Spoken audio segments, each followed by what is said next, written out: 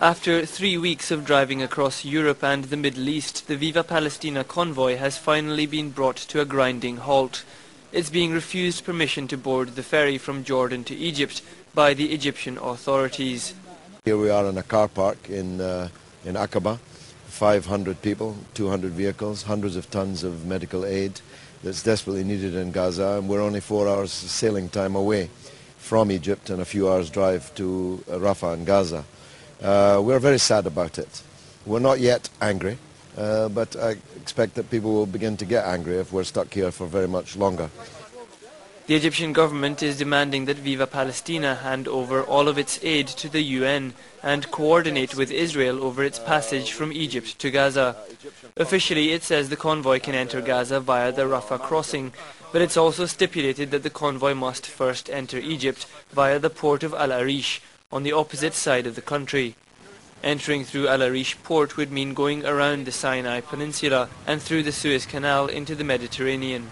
Their answer that we are allowed to go to Gaza, but we have to sail to Al Arish, is a non-answer, because you can't sail to Al Arish from here. It's impossible.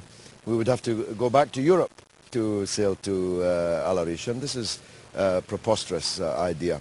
So no one should be fooled by the protestations from Cairo that they are not banning the convoy. They banned the convoy. We are here banned, as everyone can see.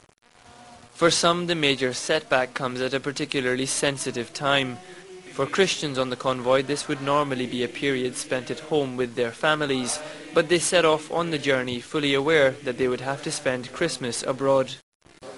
I know I wouldn't want to be anywhere else at this particular time than here on this convoy with my fellow friends and brothers and sisters, because we come from all different nationalities, all different understandings and religions.